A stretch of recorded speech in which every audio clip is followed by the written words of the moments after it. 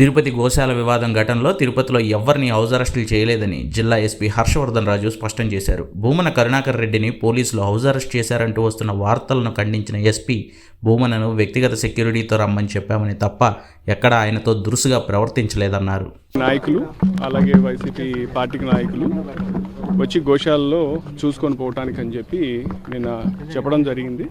దానికి సంబంధించి మనం వాళ్ళకి చెప్పింది ఏమిటంటే ప్రజాప్రతినిధులు వాళ్ళతో పాటు వాళ్ళ పిఏ కావచ్చు, వాళ్ళ గన్మెన్ కావచ్చు, వాళ్ళకి సంబంధించిన కేవలం కొద్ది మందితోటే రావాలా, వచ్చి వాళ్ళు చూసుకెళ్ళొచ్చు అనే విషయం మనం వాళ్ళకి తెలియజేయడం జరిగింది.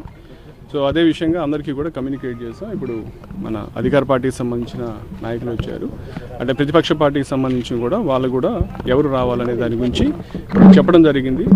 సో దాని గురించి ప్రస్తుతం మనం బందోబస్తు చేసుకొని చూస్తున్నాం. అంటే హౌస్ అరెస్ట్ చేశారు సార్?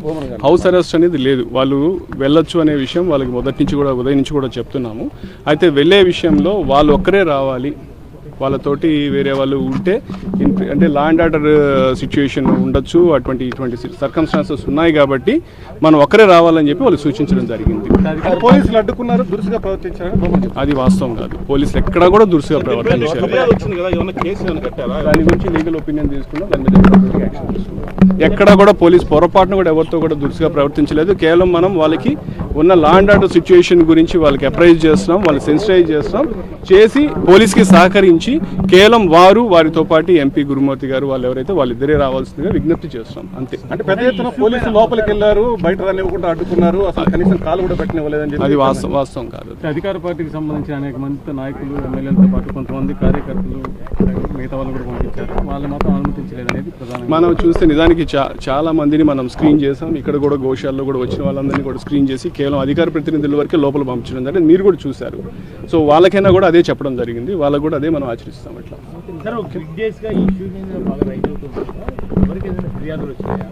అంటే దీని మీద సంబంధించి మనకు ఒక ఫిర్యాదు వచ్చింది, దాని మీద మనం లీగల్ ఒపీనియన్ తీసుకున్నాం. దాని ప్రకారం వచ్చే ఒపీనియన్ బట్టి మనము ఫర్దర్ యాక్షన్ తీసుకుంటాం. అంటే శాంతి భద్రతల దృష్ట్యా మాత్రమే ఈ రోజు